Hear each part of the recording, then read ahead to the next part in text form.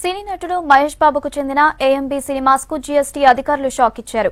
తగ్గిన జీఎస్టీ రేట్లకు అనుగుణంగా టికెట్ల రేట్లు తగ్గించకపోవడంపై సీరియస్ అయ్యారు. జనవరి 1 నుంచి ₹100 పైబడిన సినిమా టికెట్లపై జీఎస్టీని 28% నుంచి 18% తగ్గించారు. అయితే తగ్గించిన ధరలను ఏఎంబీ మల్టీప్లెక్స్ లో అమలు చేయకపోవటాన్ని గుర్తించారు జీఎస్టీ అధికారులు. దీంతో ఆ మల్టీప్లెక్స్ కు నోటీసులు ఇచ్చారు. టికెట్ల ధరలు తగ్గించకుండా సంపాదించిన ఆదాయాన్ని కన్స్యూమర్ వెల్ఫేర్ ఫండ్ కు చెల్లించాలని, లేకపోతే చట్టపరమైన చర్యలు తీసుకోవాల్సి వస్తుందని ఏఎంబీ మల్టీప్లెక్స్ యాజమాన్యానికి తెలిపారు జీఎస్టీ అధికారులు. మరిన్ని వివరాలు శ్రవణ్ అడిగి తెలుసుకుందాం. శ్రవణ్, చెప్పండి, నోటీస్ ఏమని ఇచ్చారు, డీటెయిల్స్ ఏంటి?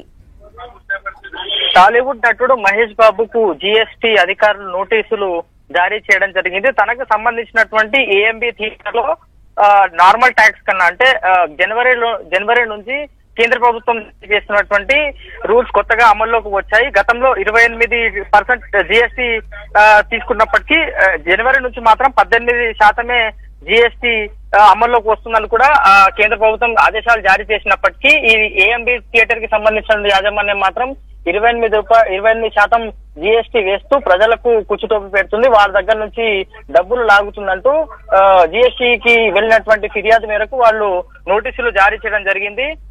వారి దగ్గర నుంచి వివరణ కోరగా వాళ్ళు మేము రూల్ ప్రకారమే జీఎస్టీ పెడుతున్నామని కూడా వాళ్ళు చెప్పినటువంటి పరిస్థితి.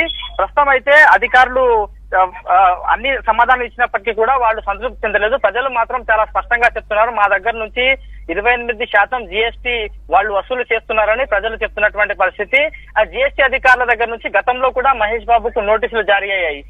జీఎస్టీకి సంబంధించి అంటే చాలా బ్రాండ్లకు అతను బ్రాండ్ అంబాసిడర్ గా ఉన్నాడు.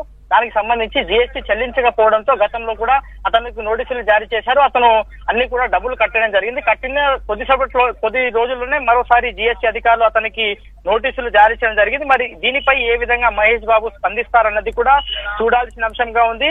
అంటే ₹100 సంబంధించినటువంటి టికెట్ కు గతంలో 28% జీఎస్టీ ఉండగా జనవరి 1వ తేదీ నుంచి 18%కి కేంద్ర ప్రభుత్వం తగ్గించినటువంటి పరిస్థితి. కానీ ఇక్కడ మాత్రం ఇంకా 28% వాళ్ళు వసూలు చేస్తున్నారని ప్రజలు ఆరోపిస్తున్నటువంటి పరిస్థితి. మరి మహేష్ బాబు ఏ విధంగా స్పందిస్తారన్నది కూడా చూడాల్సిన అంశంగా ఉంది. అంటే తదుపరి చర్యలు ఏ విధంగా ఉంటాయి, వాళ్ళ దగ్గర నుంచి వివరణ తీసుకున్నప్పటికీ రాబోయే రోజుల్లో చర్యలు ఏ విధంగా ఉంటాయి, నిజంగానే వాళ్ళు 18% జీఎస్టీ వసూలు చేస్తున్నారా లేదా 28% అధికంగా జీఎస్టీ వసూలు చేస్తున్నారన్నది కూడా విచారణ పూర్తయిన తర్వాత అన్ని విషయాలు వెలువడే అవకాశం కనిపిస్తోంది. Kavya, right, thank you Shravan.